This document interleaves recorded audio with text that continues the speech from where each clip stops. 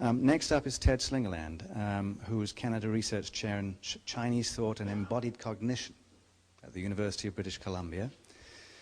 He works on Chinese thought, cognitive linguistics, cognitive science, evolutionary psychology, methodologies for comparative religion, virtue ethics, and the classical Chinese language, and tap dances in his spare time. Yes. And he has a new book out called What Science Offers the Humanities, Integrating Body and Culture. So, Ted, take it away. Thanks. This work with me wandering around? You can all hear me? I like to move. Let's see if this is going to work. It is. Excellent. So I've gotten used to being the token humanist in a room full of scientists, so I've also gotten in the habit of making things up when it comes to areas that I'm not a specialist in, like the French Enlightenment. So, what do you know? You're a bunch of scientists. So Peggy's here and Darren's here, so hopefully you'll set me straight if I say something stupid about Voltaire. Because I'm picking up the computer software metaphor, and I want to start by talking about Enlightenment 1.0, working my way back and then up to 2.0. So Voltaire had a problem, as I understand it. Set me straight if this is wrong. He was opposed to the traditional Catholic Church and its institutions, but he had to respond to this critique, apparently very common critique, that without the church, without the threat of eternal damnation, you couldn't have morality. People would just go crazy without the threat of Judgment Day. So there's a good picture of what would happen. Human-sized blades getting stuck in other people. But there comes Jesus with the celestial carrot and stick to save the day. Now, Voltaire didn't buy this. He thought you could have a natural morality, something based on rationality. You didn't need a threat of damnation to get people to be good.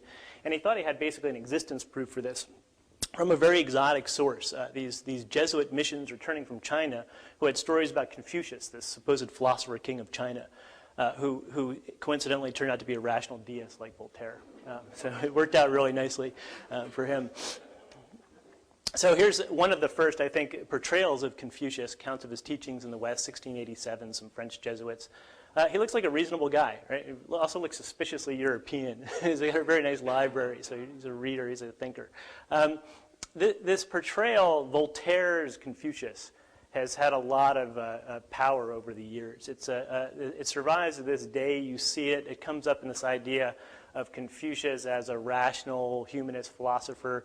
You'll hear a lot about Confucianism as a way of life rather than a religion. If you type Confucianism into Google, 98% of what you get up will tell you this. Now, I'm a specialist in early Chinese thought, so especially Confucianism. Translated his works of Confucius, and I can tell you this is completely wrong. There's no way you can make this work. Confucius was, first of all, just a completely out-of-the-closet theist. He was a very explicit theist. He was on a mission from heaven. He was protected by and inspired by heaven. And this heaven, Tian, what we're translating as heaven, is an anthropomorphic being. It's capable of issuing orders, becoming angry. It's as full-blooded theistic being as you could desire. So the question arises, what was Voltaire thinking? Because he actually had access to some reasonably accurate accounts of Confucius's teachings. And more importantly, what are my colleagues thinking? Because you continue, it's not just in Google that you see these things about Confucianism as a way of life, rational way of life. You see it in published journals. So there's got to be a kernel of truth in this idea that Confucius was a philosopher of some sort. So what are they getting? What are they working off of here? Here I want to go back now to Enlightenment version 0.5. The period that I study, the spring and autumn warring states period, is a very interesting time in Chinese thought. And interestingly also a period of skepticism about the existence of ghosts and spirits. There was a growing worry or feeling that ghosts and spirits are not active in the world, and apparently even skepticism about the existence of heaven, or at the very least the desire or ability of heaven to intervene in human affairs. So you certainly are getting this what I'm going to call a supernatural minimalism, a growing sense of we want to rely less and less on postulating supernatural entities in our thought. So Confucian is a humanist in this sense. He was very focused on this world. He was reluctant to discuss supernatural and the afterlife. And he was theistic, but he had a very this-worldly ethic. His ethic was about this life and what's going to happen to you in this life. There's a great passage where this disciple says, can you tell us what happens to us after death? And he says basically, just shut up and try to be a good person. You can worry about that later. Worry about this life now. People love that stuff, that passage. Interestingly, just structurally, it was accompanied by a lot of the same worries as Enlightenment 1.0.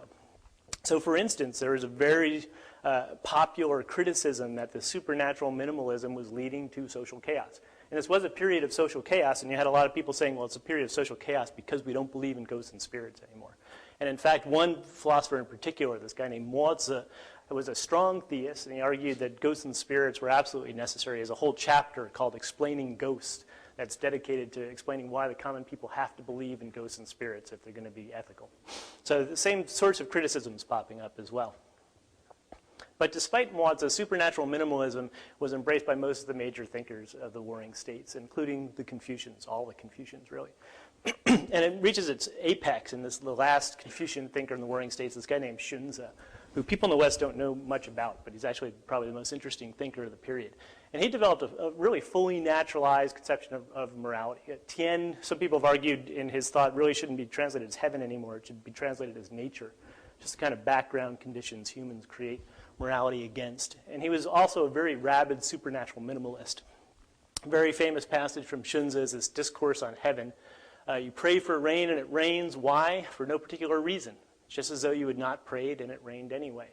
But the interesting thing is he wants us to still do the rain ceremony. He says it's very important that we still do the rain ceremony. And why is this? Because it brings people together and it makes them feel good. So we've got a very this-worldly, functionalist picture of what religious ritual is supposed to do. And if any of you are familiar with Durkheim, his attitude towards religious ritual looks a lot like Durkheim. And this is 3rd century BC China. Very interesting. They were interesting folks back then. So one thing about, so parallels between the 0.5 and version 1.0, I think they both feature a move toward naturalism, and they're both supernaturally minimalistic. But I think they also both have a bug that they share. I use this metaphor. They can't quite seem to get away from some sort of supernatural belief. So Confucius, of course, is explicitly theistic, as I've argued. Even Xunzi, who goes the farthest toward developing a naturalistic ethic, still has to fall back in this position that there's something unique about Confucian morality. It hooks people up to the cosmos in a special way. And he every once in a while falls into these strange poems where he says it makes the sun and the moon go around, and you're like, huh, what happened to supernatural minimalism? Very strange. And Voltaire, of course, he's a deist, right? He still believed in God. It just was a kind of stripped-down God that non-interventionist God. So why did this bug exist? One possibility is these folks just weren't consistent enough. They weren't good enough, and we have to finish the job. That is a possibility. Another possibility is that this inability to get away entirely from supernatural belief tells us something about people, tells us something about the cognitive constraints on human cognition. And it's a second possibility that I want to support in the time I have left. In this latter case, if the second's true, we're going to expect Enlightenment 2.0 to share the same bug that the earlier versions did. And I think that most thoughtful Western liberals, people who really think about it, realize that at some level they adhere to values that are grounded in the non-factual. And I use as my example Dan Dennett's recent book, Breaking the Spell, where he lays out what he calls his sacred values, right? Democracy, justice, life, love, and truth. At another point, he invites traditionally religious people to rejoin our political congregation, which I think is an interesting phrase. Now, I think it's being, of course, used, I assume it's being used tongue-in-cheek there. There's still a sense that there's something obviously different about our values, and that this is what allows us to lump all of them, those religious people over there on that side, and us secular people on this side. I think that this sharp distinction between religion and secularism is actually not maintainable. It's not as clear as it might seem. That's what my final argument today is going to be, drawing on the work of Charles Taylor, of course, the most recent recipient of the Templeton Prize. I couldn't resist using the Templeton picture just to piss Roger off, the anti-Templeton event, right? But I'm really interested in his earlier work, this 1989 Sources of the Self, Making of the Modern Identity. And he's got a bunch of claims, and that's a very important book, I think. But one of the most important claims he makes is that there are two types of judgments human beings can make. The first is what he calls a weak evaluation. So this is something like, I prefer vanilla ice cream over chocolate. It's a personal preference. I don't think there's anything special about it, transpersonal, and it's subjective. It's recognizably subjective and arbitrary. But there's another type of evaluation we make, what Taylor calls a strong evaluation. This is something like trafficking in child slaves is wrong. Now, what's special about this kind of claim? It has normative force. It tells you what's good or bad. The first one doesn't. I don't think people like chocolate are bad necessarily. They may be. empirically, but I don't think it necessarily is true. The other important thing about this is it's intolerant. When we have a strong evaluation, we want to impose it on others. I don't say, well, I don't believe in child slavery, but if you like it, go ahead. I want to make you stop participating in child slavery. And when I'm doing that, when I'm forcing you to, I'm putting you in jail, I'm sending UN peacekeepers in, whatever I'm doing to enforce this feeling I have to justify it somehow. And the way I usually justify it is by referring to some sort of what Taylor calls ontological claim.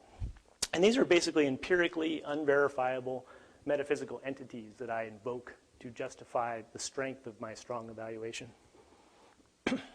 So in the case of child slavery, we tend to appeal to something like human rights or the dignity of the individual.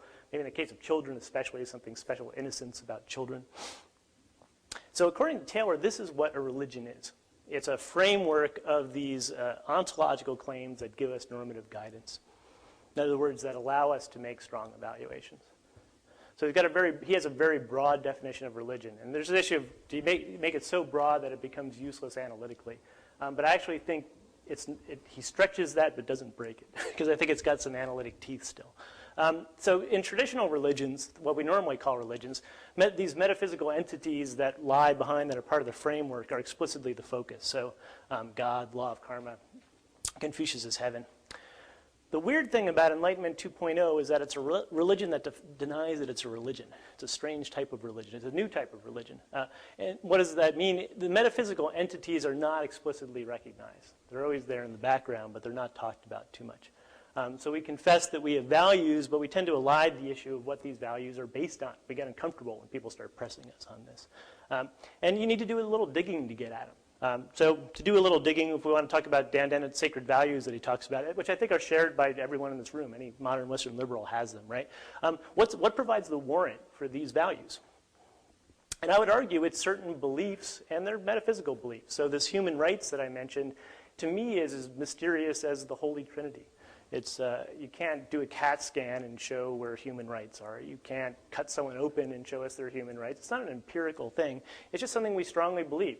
And historically, it's actually coming out of Christianity. I mean, it's through Kant getting watered down through the Enlightenment 1.0 until with us, it's based on a kind of vague sense about something being special, dignified about people. So it's a purely metaphysical entity. It's immune to empirical inquiry.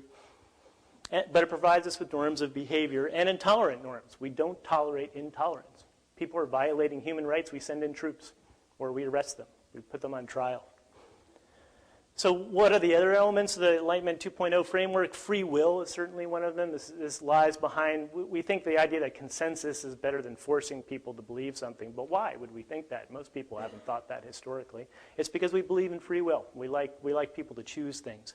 We believe in rationality as the royal road to truth. We believe in the importance of the individual an sich, right? And this leads to this weird modern liberal belief in diversity as a value, which is, again, historically a pretty new idea. The idea that diversity in its own sake is valuable is not, you don't find in a lot of historical cultures. And also, a very important thing is this, Taylor calls it the affirmation of ordinary life. The idea that there's something special and sacred about the life of production. Being a parent, being a husband or wife, being a good friend. These are all parts of what it means to be human. And again, this is not an obvious value. Certainly the Homeric Greeks would think that being concerned with the life of production is womanish, right? Any real man is concerned with glory and death in battle. That's what matters, your name. So I think that this bug that I think Enlightenment 2.0 still has is something we can't seem to get away from, and it's because we can't get away from metaphysical beliefs at one level. And again, why not? I don't think it's because we haven't tried hard enough. I think it's because thoroughgoing non-belief is actually impossible for creatures like us, for psychologically healthy human beings. Now, Taylor makes this argument in terms of what he calls inescapable framework. So he says that living within a metaphysical framework that gives normative guidance, in other words, having a religion in his sense, is a transcendental condition of being a human being. And he says a human without a framework would be unrecognizable as a genuine human agent. And this is where I disagree with him a bit. I don't think we have to invoke kind of mysterious transcendental conditions. I think it's just very clear evolved constraints. It's how we're built. So what are some of the evolved constraints? I'm not going to, with this crowd, I'm not going to bore people with evolutionary theories of religion. Roughly, if you had to place me, I'm kind of an Autrin-Boyer school person. I see religion as a byproduct, at least originally, of cognitive mechanisms that were evolved for other purposes that perhaps were exapted and then became adaptive in their own right. And I understand the whole group selection can of worms is going to get opened up later on by John. So possibly, yeah, some other people, and David. So possibly it became adaptive. Once I think they probably sprang up as spandrels, but then got exapted. But it really doesn't matter where it came from. The point is we have it. So what is one of these elements, one of these evolved constraints is clearly theory of mind. I mean, or intentional stance, if you prefer. If you the theory debate, theory makes you uncomfortable. Paul Bloom's made a very strong case that we're born dualists. We can't help seeing minds in the world. And cognitive scientists of religion have used this observation to explain our tendency to see intentionality in supernatural beings everywhere. Stuart Guthrie was one of the earliest in the Faces in the Clouds, and Justin Barrett with his hyperactive agency detection device, right, where we see agents where they don't exist. And what this means is that free will, choice, intention, purpose are inevitable furniture of the universe for creatures like us as bearers of theory of mind. And this also means that agents are inevitably special, because part of theory of mind is this idea that agents are different from objects. They have different properties. And behind that is this kind of sense that they're special. They possess a kind of dignity or specialness that objects don't have.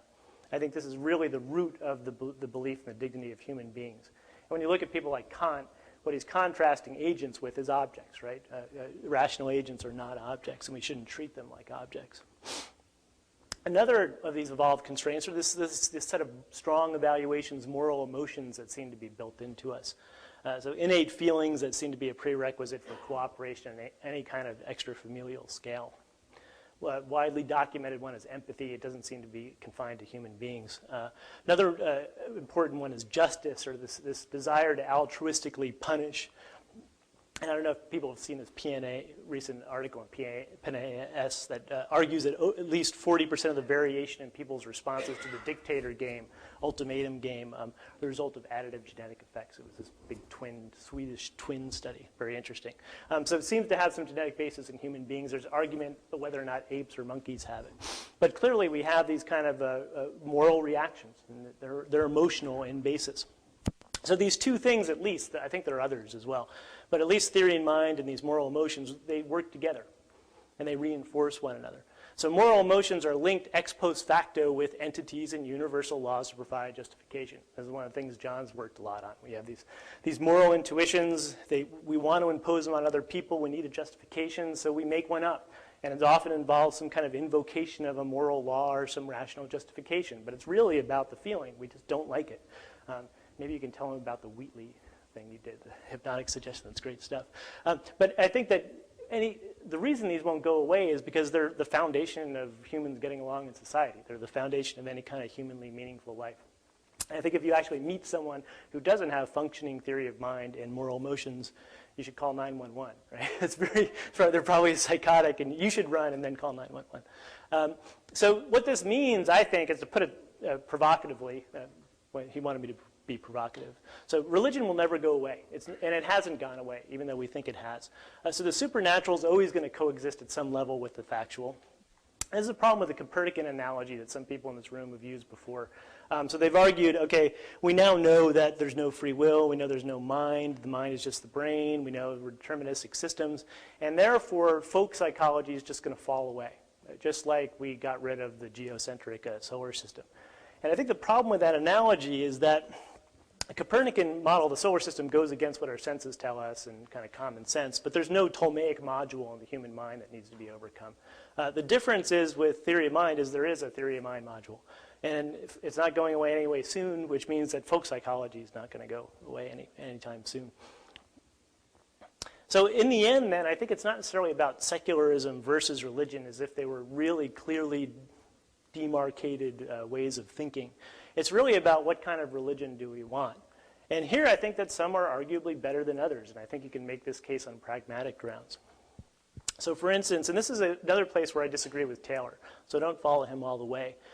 He thinks that since the Enlightenment religion relies on metaphysical entities, it's just like any other religion. So he basically argues human-level truths, courage, irony, things like this. Because we can't do without them, he says, they're as real as anything studied by the natural sciences. They're on an equal footing, which means that in this respect, Enlightenment and, say, Catholicism are on an equal footing. They're both equally religions. I disagree with him here, and I think there's actually a superiority of the Enlightenment religion.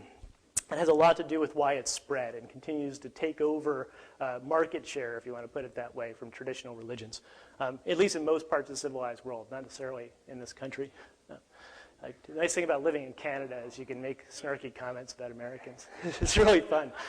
It's not quite worth paying twice as much for wine, but it's almost makes it worth it. So I think that human beings and actually other animals, other creatures, have what I'm going to call an empirical prejudice. Demonstrated factual claims have a unique power for us. They move us in a certain way. Because we're creatures that like to be well situated with regard to the structure of the world. So once the spell has been broken, to use Dan Dennett's phrase, we can't go back. It's importantly different to think that God really did create the world in 7 days, and to think that it's a nice story that we hear and it can mean something for us, but it's not literally true. Those are important distinctions. I have a great example of this from The Matrix, but it's going to take too much time. Ask me about this later over cheap American wine. But it's certainly the reason that there's been a systematic retreat of world religions in the face of scientific explanation. As again, where I disagree with people like Stephen Jay Gould with this two magisteria argument. That's new. And it's the reason appears to be two magisteria, with religion just focusing on kind of ultimate meaning and things like this. It's because it's been forced systematically to retreat there by scientific inquiry. Religion used to explain everything, and now it's just been retreating. And I think that's continuing. So the strength of Enlightenment religion is that it's a religion of no religion. What this means, it's built on the recognition and indeed the moral demand, and this is interesting, to deny religion as part of its strength and morality and strong evaluation. So it's a very strange religion. The demand that naturalistic claims trump metaphysical ones. And in this regard, then, it's relatively immune to corrosion from scientific inquiry. One of its values, central values, is that factual claims should take priority in important decision-making contexts. And I think the power of this practically, if you want to talk about just pragmatic payoff here, is we have the ability, even though we can't help feeling what Tom tells us, we can't help seeing minds out there. We can't help believing we have free will. We can bracket it because we know it's not true at some level. And this allows us to grapple with things like stem cell research and mental illness in ways that are very counterintuitive from the intentional stance or from the perspective of theory of mind, but recognizably helpful. They work. So this is, I think, this bracketing ability is a special thing that comes with having the religion that does. It's a kind of ironic religion in a way. You believe it, but you know it's not true. But you got to remember there's still something being bracketed. That theory of mind's still there, and it's going to pop up. And again, I think in the end, the theory of mind type stuff is always going to be more powerful in our everyday interactions. Evolution wouldn't have done a very good job if it were otherwise. And so it has a lot to do with why it's so hard to bracket these assumptions. It takes a lot of training and intellectual discipline. So to conclude then, to take on the Enlightenment 2.0 stance requires a kind of dual consciousness. It requires a recognition that the values and the cherished entities that populate our world aren't real. And this is what's so dangerous about Darwin's idea. And I agree with Dan Dennett's argument that the fundamentalists are the ones who really understand how dangerous evolution is. Most liberals are kind of like, oh yeah, I believe in evolution, and I also believe in free will and dignity. And they don't quite see how this is potentially problematic. So that one recognition, we have to realize they're not real. We also have to recognize, though, and this is important and sometimes overlooked, that we can't help continuing to feel that they are real in our everyday lives and the way we function in the world. So in other words, I think we're robots that are built to believe that we're not robots, and that we don't live in a robotic world because we project theory of mind. We think what we do has meaning. We think our work means something. We think our lives are always put in terms of these narratives. And I actually think it's not just an accidental over-projection of theory of mind. I think it has actual functions. I think it allows human beings to actually maintain motivation over long scales of time. But that's a whole other argument I'd have to make. But just to talk about this interestingly, this type of dual consciousness pops up in earlier forms of the Enlightenment, and particularly in Enlightenment 0.5. There's this famous passage from Alex 3:12.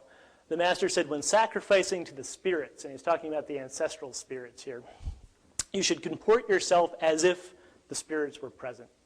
And unfortunately, classical Chinese doesn't have subjunctive, so it doesn't have conditional tense of any kind. So there's debate about what he means by this. But I think it means that he's agnostic about the existence of the spirits. He's not sure whether or not they're there. But he also recognizes that public and private morality depend upon the reverence generated by their imagined presence. You have to believe that they're there for the ritual to work. And he thinks this is very important. And I think this is analogous to the role that entities like human rights or free will endowed moral agents play for us. At some level, we know they're not real, but if we actually tried to act in the world without ideas like free will and choice and responsibility, it's hard to, it would look like that painting from Bosch. It's hard to imagine what our lives would be like. So in conclusion, I think the trick of being an empirically responsible humanist, or even a human, in a physicalist age, in an age where the physicalist explanations seem triumphant, and I don't really see any alternative to these, is to be able to simultaneously hold both the physicalist and human level perspectives in mind, and employ each when and only when appropriate. Thanks.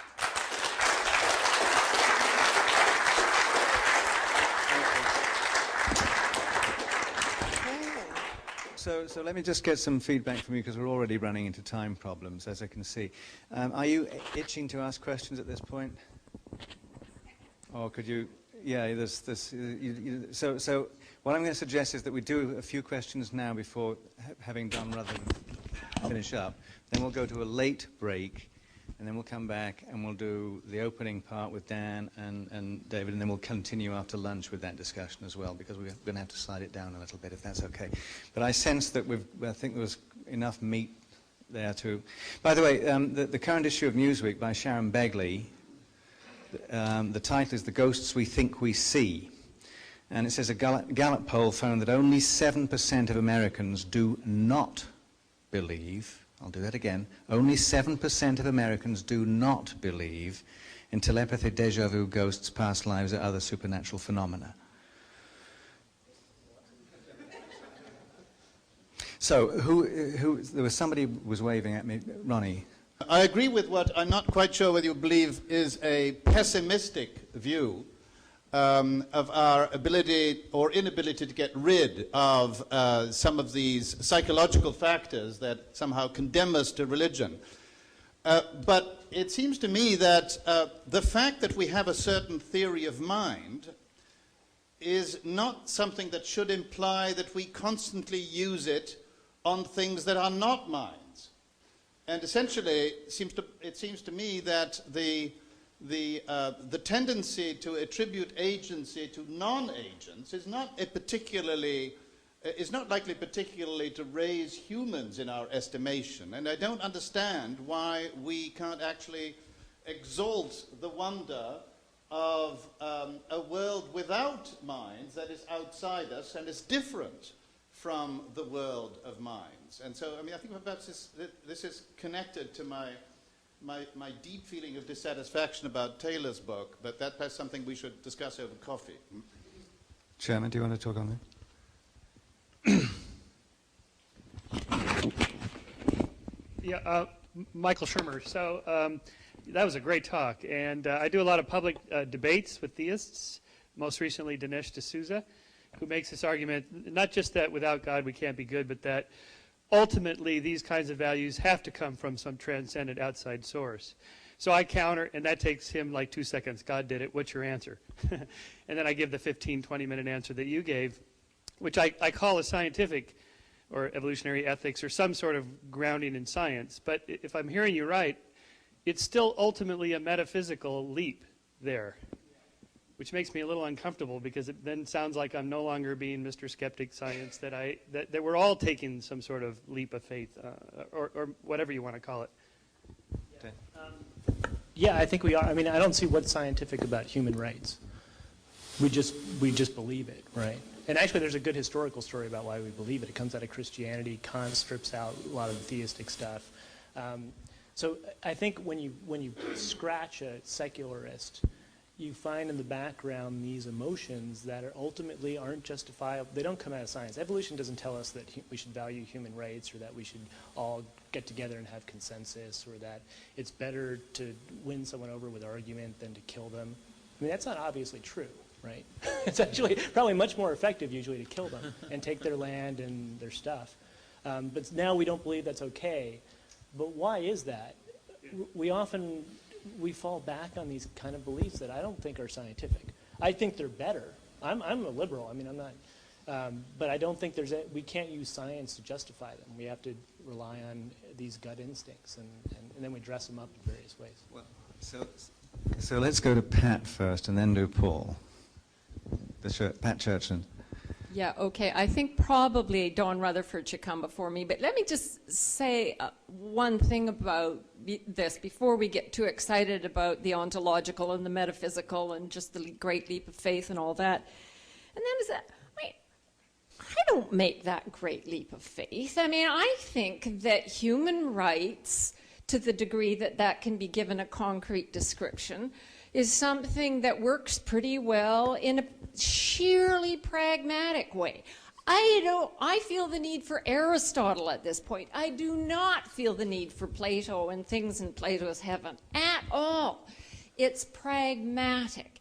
Human rights matter to me because by and large, if you have a system that works according to those principles, you do better than if you have a tyrant, by and large.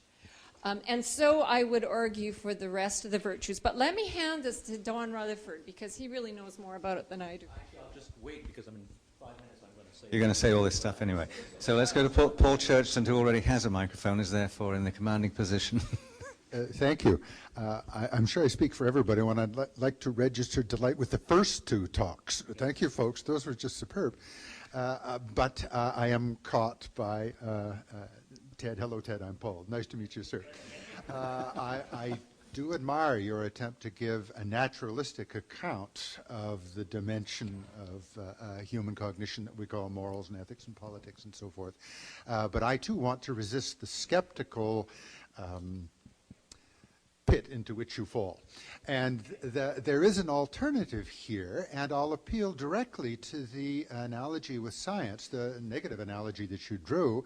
If you think of human history and all of the countries and all of the political and economic and religious organizations, the diverse ones that have governed sundry aspects of humanity over 2,000, 4,000, 10,000 years, you're looking at a series of experiments about how best to organize human affairs. Economic organization, civil organization, moral organization, and over that period we've had a fair amount of wisdom emerge about how things are best organized. If one wants to take an objectivist view about the ground of morality, better to look at human history and what it teaches us over long periods of time than to made-up metaphysical things. No, I know people do that, of course, but I don't think you should encourage them by saying it's inevitable. We can escape it, and to some degree we have. Peg Jacob? You haven't? I think one of the exercises that historians perform when they're less than comfortable with an idea is to historicize it.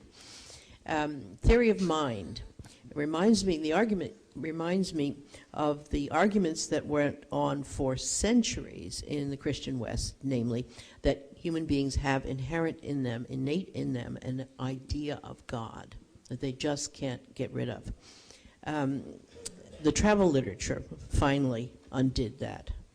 And I'm wondering if travel in the mind, and more precisely in the brain, is not also going to undo Tom within possibly our lifetime. The other thing is that a lot of people have tried this, saying the Enlightenment is just another religion. It's in a Western context, even a non-Western context, it is the only quote-unquote religion that is totally without ritual. Totally. And it strikes me that it's not quacking like a duck, it's not walking like a duck, and calling it a religion just doesn't help very much. Okay. Lee, and then we'll go on to Don Rutherford. When you say that... It's Lee Silver. Hi, Lee Silver. When you talk about a notion of human rights being non-scientific, I find that a bit troubling. It seems to me that things that we do are influenced either by our culture or by our genetic instincts or by some combination of the two. So human rights, in my mind, part of it is natural human instincts. We as a species have instincts that are expressed to lesser or greater degree by different people that involve attitudes that lead to human rights at some level. And then you have the culture, okay? And the culture can be, political culture or religious culture that, forces people to do things. But there is probably this instinctual basis for a lot of the feelings we have. So we don't have to go transcendental. You can go inside into our genes. Most people don't want to admit that. But once you realize people have instincts, and we're, of course, the only species that knows that we have instincts, and some of them we can't help but follow, and others we try to stop from following. But, I think the instinctual basis for a lot of our behaviors is very important, and there's a science behind that. Could you give that to Darren? Darren, did you want to have a comment on that? You don't have to, but... all right, okay. Dan Dennett? Dan Dennett. I want to pick up on what Lee just said. Myopia is... we're stuck with it. No, we're not. We can wear eyeglasses. One of the things that we have with human culture is the capacity, thanks to our reflectiveness, to recognize the shortcomings and defects of our evolved nature and then find corrections. And if we look at the history of ethics, I think Hume is both an Enlightenment figure and also has some very elegant and impressive ideas about how the natural sympathies, our instinctual sympathies, they are indeed the basis, they are the foundation for our morality. But then we add artificial virtues on top of them. We develop, in effect, eyeglasses for the soul. And this is not, as you might say, a scientific development entirely. It is in large measure a political one. It is the history of political discussion and what Paul was talking about, this trial and error and what we've learned about what works and what doesn't work. And this eventually homes in on a set of ethical values. That's what I think ethical theory and what ethics in philosophy has been really working on the last several thousand years. And the only sense in which it's sacred, I'm glad you picked up on that. I was, of course, referring to Philip Tetlock's elegant work in psychology, where a sacred value is one that you feel very uncomfortable challenging. But the whole reason that the Enlightenment is not a religion is that although we feel uncomfortable challenging our sacred values, we challenge them. Ted, do you want to have a quick response before we move on? Well, quick. I did what you told me to do, though. I got people riled up. That's good. I guess, well, there's a lot of different questions here. One issue is, this thing about sacredness. It's not just that it makes us uncomfortable. It's that we feel, because it does do that too. It obviously physiologically makes us uncomfortable. But we feel that there's something, you talk about this too, there's something wrong about even thinking about it, right? So there's a guy in the waiting room who's perfectly healthy. We've got 5 transplant patients who need organs, 5 organs. He's got 5 organs. Let's kill the guy, take his organs, and stick them in those people, right? Why don't we do that, right? It bothers us, right? And then we also feel this need to justify why we're bothered, and that's when we make that move. So I guess it's true we don't have to take the turn to transcendence, but we do. And this is I think it's an experimentally verifiable claim. And I think people like John are working on this sort of stuff, John Haidt. When we feel pressed, when our strong evaluations come online, for some reason, we feel the need to not just say, I feel this, because you don't just say, I feel it would be wrong to let people enslave children. You want to say that it's actually wrong, objectively. There's a realism to it. And that's where we start making appeal to these entities that aren't. But then I think you can then fall. But the beauty, I agree, the beauty of the Enlightenment position is this bracketing ability, right? We know it's sacred, but we're going to ask about it anyway. And that's what makes it so powerful. And that's what allows it to do these pragmatically, very obviously useful things. And that's why actually I think you can also make the case pragmatically that it's driving out other religions because people find it more satisfactory as a way of life and an explanation. But what I want to fight, Because I think if you look at anyone defending Enlightenment values, I do this when I can't help it, it's almost become this tick. But I go through and I start circling the values they have and what the probable metaphysical entities they invoke if I ask them why they believe these things. So I agree, you don't have to make the transcendent move, but people do. And again, it's part of how we evolved. We just feel like we need to. Because we want it to be real. We don't want it to just be a private thing. Okay, we can do more on moral intuitions and trolley problems and all sorts of things later on. And I'm just going to rush off and start a business selling eyeglasses for the soul, I think, which is a great idea, Dan. So.